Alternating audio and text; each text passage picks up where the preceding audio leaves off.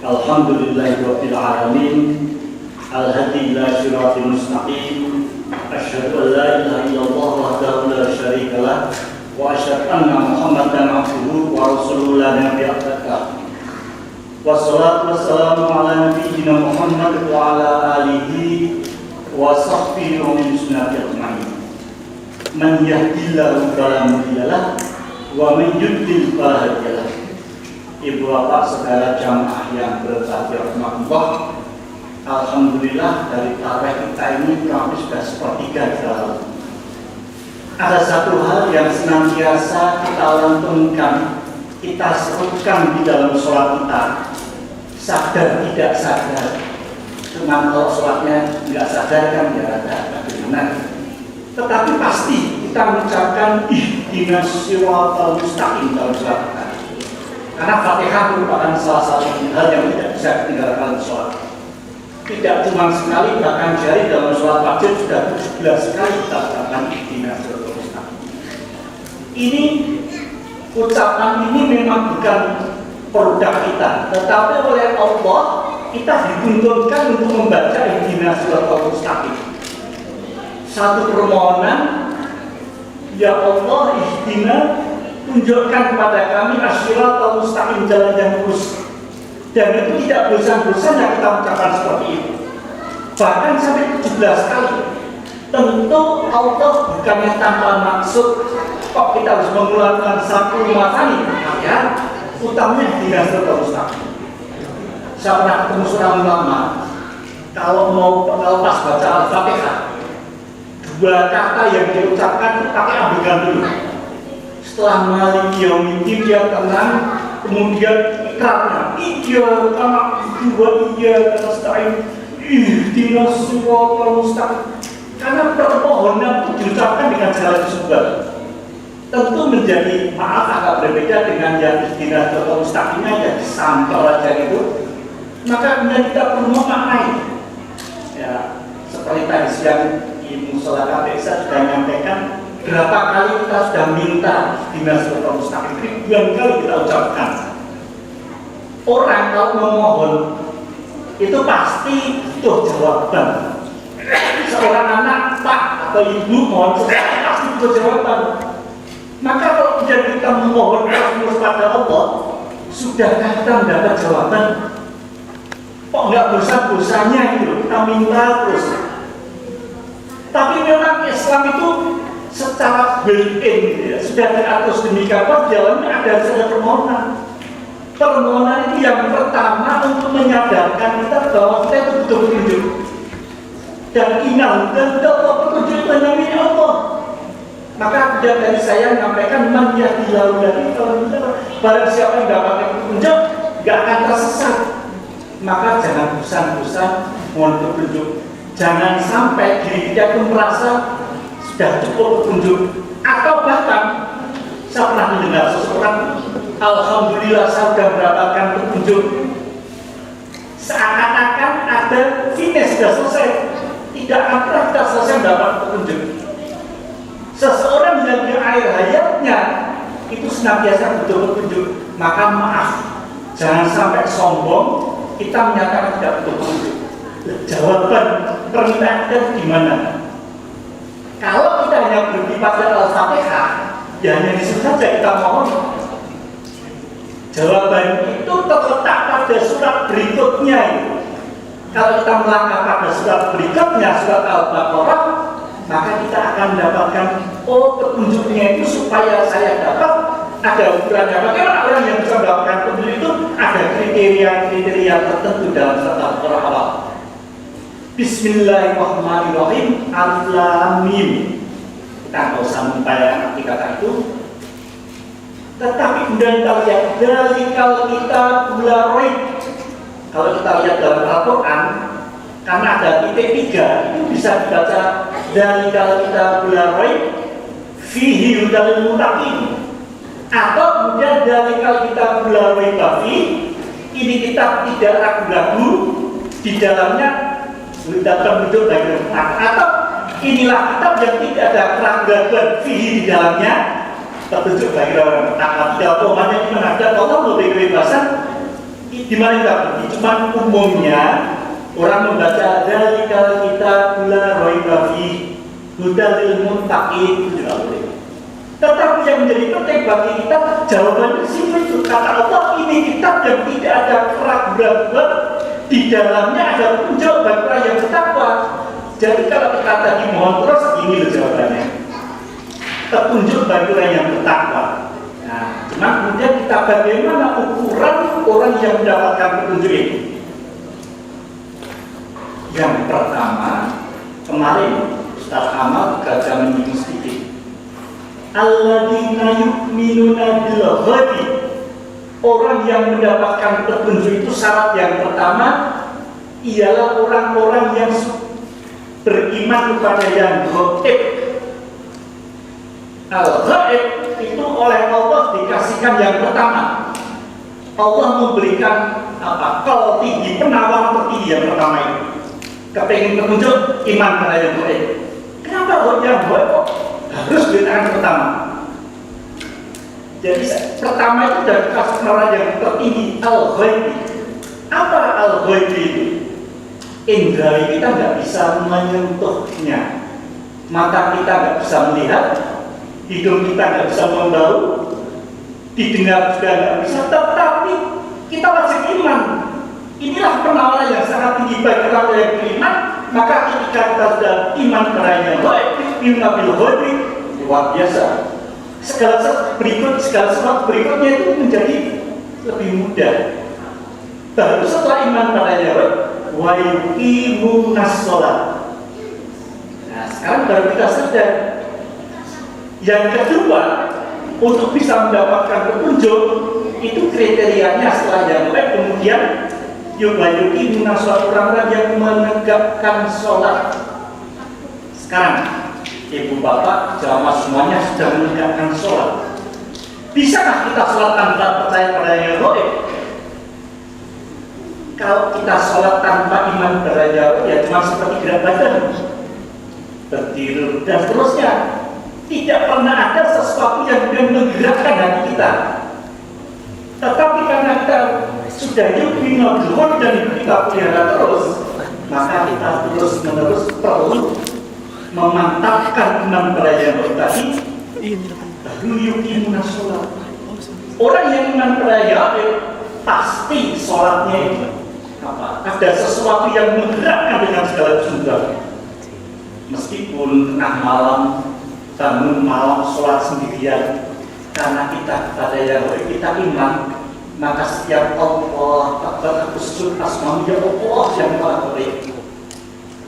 Hati ini pasti bergetar.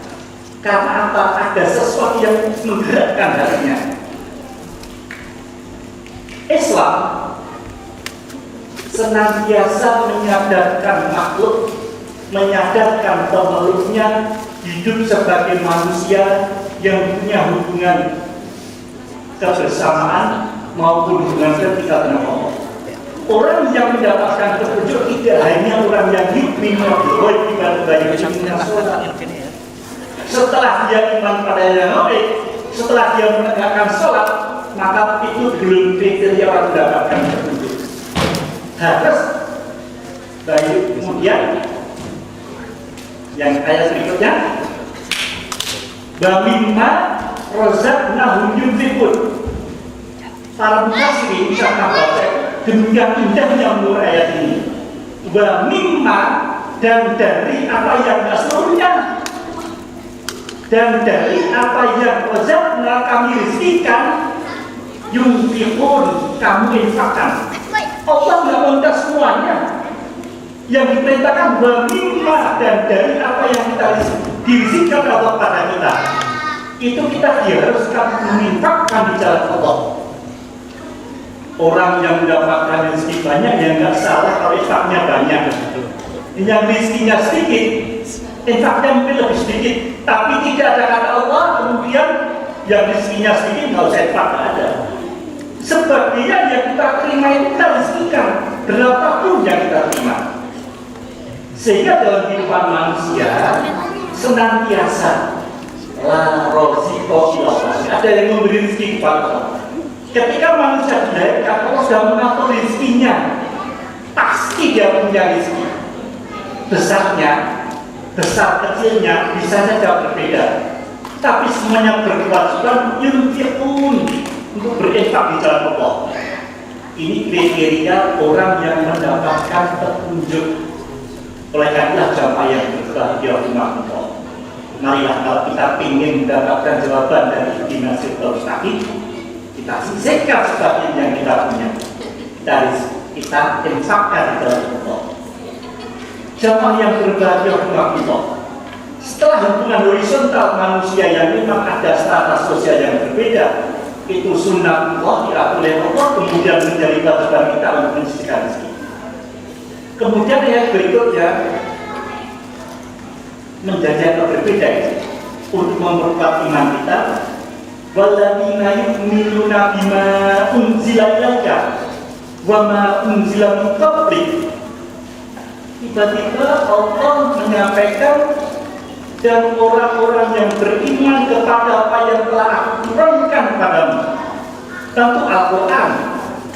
Kita iman secara penuh Al-Quran ini. Unzila ilaika. Tetapi menarik, tidak hanya ini yang harus kita imani, bahwa kemudian juga bahwa mingkapika, dan apa yang aku turunkan sebelum ini, sebelum Quran ini. Kita semuanya mengerti. Ada kitab Zabur yang diturunkan kepada Muhammad alaihissalam. Ada Taurat yang diturunkan kepada Nabi Musa alaihissalam. Ada Injil yang diturunkan kepada Nabi Isa ibnu Maryam alaihissalam. Ini harus kita imani. Pernah lihat gak? Mungkin belum pernah. Tetapi harus kita imani. Kemudian kalau kita telah, kenapa kita harus iman pada yang dulu-dulu ini? Justru kemudian karena kita mengimani, kita yakin Al-Quran ini adalah pamungkas penyempurnaan dari seluruh kitab yang telah disampaikan oleh Allah pada manusia. Loh, sekarang ada Zabur, ada Injil, apakah itu Allah malam? Kalau itu menjadi pegang oleh orang lain, itu hak mereka. Apakah yang kita imani? Bukan. Tetapi pernah Allah menurunkan bahwa itu menjadi satu referensi, tidak ada salahnya kita baca. Saya juga pernah baca Injil, yang juga ada Zabur, ada perjanjian lama, ada perjanjian baru. Justru itu sebagai kita menguatkan keimanan kita pada Al-Quran. Apakah kita sudah berlaku, masih berlaku? Tidak. Ketika Al-Quran diturunkan, kitab sebelumnya ini masa berlakunya sudah habis.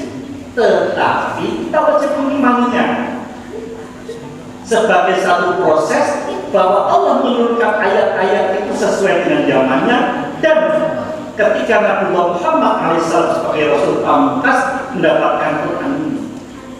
Nah, oleh karena jamaah yang berbahagia dengan mengimani itu, pertama iman kepada Yahweh, orang yang kedua menegakkan sholat, ketiga merizki atau menafkahkan sebagian rezekinya, yang keempat iman kepada kitab-kitab baik yang Al-Quran maupun sebelumnya. Yang kita ketahui dalam riwayat dikatakan Ramadan ini tidak hanya nuzulul Quran. Seorang ulama mengatakan Ramadan ini nuzulul kutub, awal diturunkannya berbagai kitab-kitab Allah. Nah, oleh karena itulah kalau sekarang kita mengkaji Quran ini sebagai bagian untuk mengimankan orang yang sudah demikian, statement Allah, ulaika hadahumullah, itulah orang-orang yang telah mendapatkan petunjuk dari Allah. Ya. Kita lihat dalam Quran ini, kalau kita lihat di dalam ayat-ayat awalnya, ketika Allah menyampaikan Al-Quran ini, statement Allah tentang orang yang mendapatkan petunjuk secara jelas dan eksplisit itu menunjukkan bahwasanya ulaika ala hudam min rabbihim. Ini kan pernyataan Allah, bukan kita yang menyatakan itu loh yang mendapatkan petunjuk, tetapi pernyataan Allah ini yang jadi penting. Kalau sekedar orang menyatakan saya mendapatkan petunjuk, kamu mendapatkan petunjuk, itu pernyataan kita. Tapi kata Allah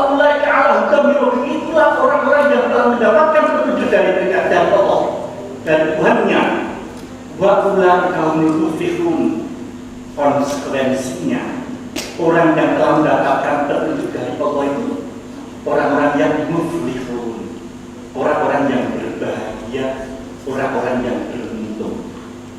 Manusia, ibu-ibu, bapak-bapak, kadang-kadang antar seseorang, wah, Anda itu beruntung sekali, keluarganya bahagia. Itu kan cuma antar manusia. Apalagi kalau orang Jawa menyatakan orang sinawan, lihat orang lain itu sesuatu yang lebih. Tapi kalau yang menyampaikan itu Allah, ulaika ala hudam min rabbihim wa ulaika humul muflihun, pasti benerannya mutlak. Kriteria itu bukan untuk Anda ini, tapi bagaimana diri kita merasakan kebahagiaan. Kalau orang belum berbahagia, mungkin ada sesuatu yang kurang pas di dalam kriteria ini. Oleh karena itulah pada malam ini sedikit bisa menyampaikan, monggo Bapak yang sangat berbahagia rahmatullah, kita mencoba mendekati kriteria apa yang dikatakan Allah berada dalam petunjuk. Apalagi wallahi kaum fikhun, kebahagiaan menurut ukuran Allah bukan sekedar nominal harta maupun angka, tetapi kebahagiaan bukan. Sehingga di bulan Ramadan yang sangat mulia dan kemuliaan ini, marilah kita mencoba meningkatkan permohonan kita kepada Allah. Mumpung Allah itu begitu membuka luar biasa rahmatnya, kita mau petunjuk Allah dengan segala kesungguhan, insya Allah kriteria petunjuk itu akan menjadi sesuatu keniscayaan, akan menjadi sesuatu kepastian, sehingga dari waktu ke waktu makin mantap kita menjadi orang yang demikian saya bisa saya untuk malam hari ini. Ramadan Mubarak, Ramadan Karim. Assalamualaikum warahmatullahi wabarakatuh. Sementara ini mungkin ada sesuatu yang